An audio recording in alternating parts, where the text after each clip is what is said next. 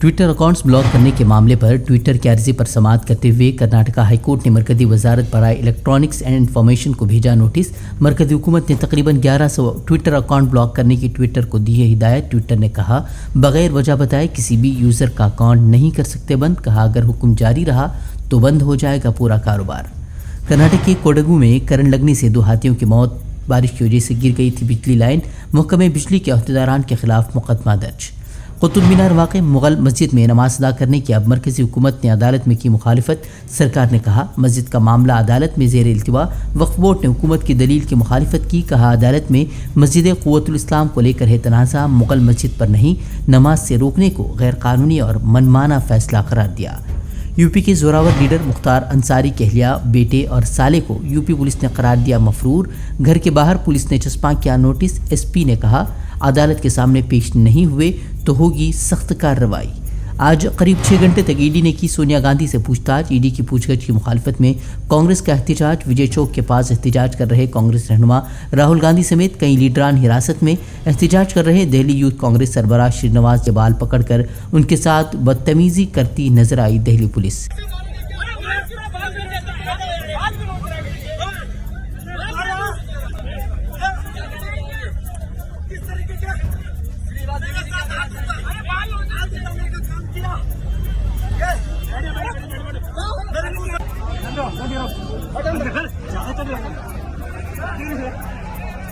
लखीमपुर खीरी तशद्दुद मामले में Allahabad high court ने आशीष मिश्रा की जमानत को किया खारिज। लखीमपुर खीरी तशद्दुद मामले में अहम मुलजिम हैं आशीष मिश्रा। मुजाहरा कर रहे किसानों पर गाड़ी चलाने के बाद 8 लोगों की गई थी जान।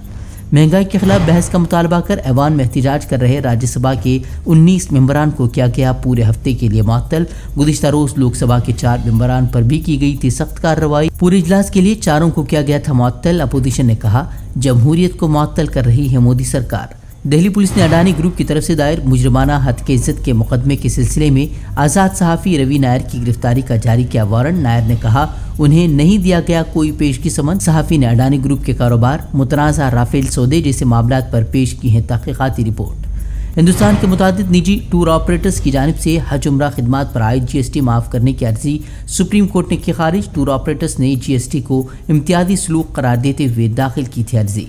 मंकी पॉक्स ने अब खलीजी ममालिक को भी अपनी लपेट में लिया। सऊदी अरब में भी 3 मरीजों की तस्दीक। सऊदी वजारत सेहत के मुताबिक यूरोप से लौटे थे 3 अफराद। गुज़िश्ता दिनों आलमी इदारा सेहत ने मंकी पॉक्स को करार दिया था ग्लोबल इमरजेंसी। म्यांमार में फौजी हुकूमत ने जमहूरियत पसंद 4 अफराद को दी फांसी की सज़ा। फांसी दिए जाने वालों में साबिक़ रुकन असम्बली भी शामिल। आलमी ममालिक ने फौजी हुकूमत की कार्रवाई के खिलाफ सख्त पाबंदियों का दिया इंदिया। 2021 में फ़ौज ने बगावत कर इक़्तिदार पर किया था कब्जा। हमसे जुड़े रहने के लिए हमारे चैनल फ़िक्र ख़बर TV को सब्सक्राइब करें, वीडियो को लाइक और शेयर करें। मज़ीद ख़बरों के लिए विज़िट करें फ़िक्रोख़बर.com।